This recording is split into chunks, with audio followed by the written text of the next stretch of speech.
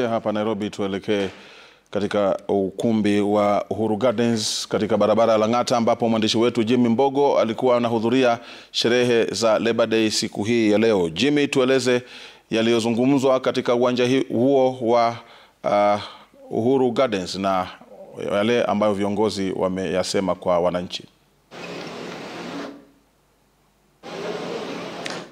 All right, shukran sana Babu. As you rightfully say, that marks the conclusion of the 59th Labor Day celebration. And of course, the culmination of that was the directive from the President to the Labor Ministry to ensure that they set up the wage 6% minimum wage increment. Now, ideally, on most of or at least what we have seen previously, is the fact that the minimum wage council would meet. This is a council that is set up, of course, including that is trade unions. It has officials from the ministry.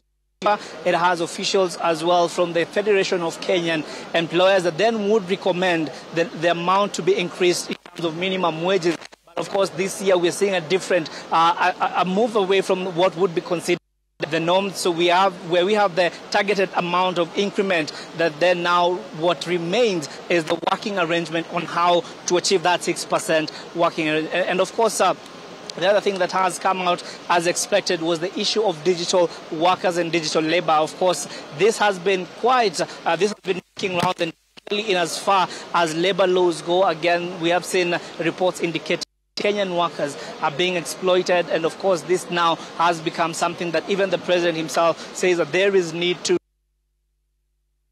particularly the labor laws in the country.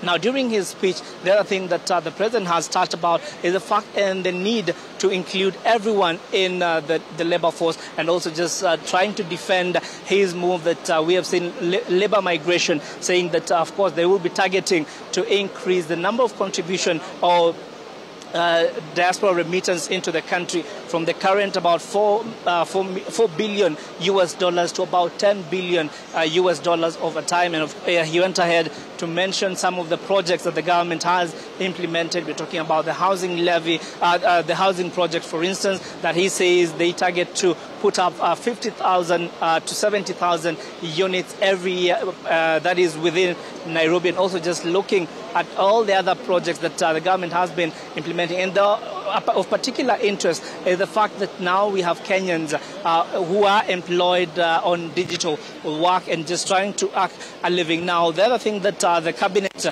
for Labor has emphasized on is the need for labor and trade unions to work together with government to ensure that their demands also do not interfere or do not become too selfish in their interests, even while they're negotiating for some of this labor and MOUs debate. Of course, for KOTU Secretary General, that is Francis Atwoli, the conversation around him being kicked out or being pushed out of the labor union, of course, had to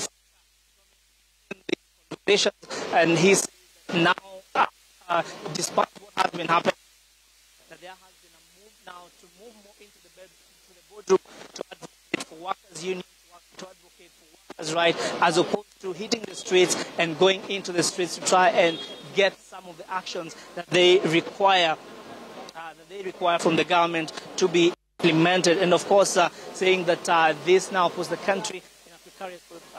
So just looking at the other thing that the President has talked about is saying that currently there are about 140,000 youth working in housing. He's also talked about 120,000 youths that are employed in TVETs trying to earn a living.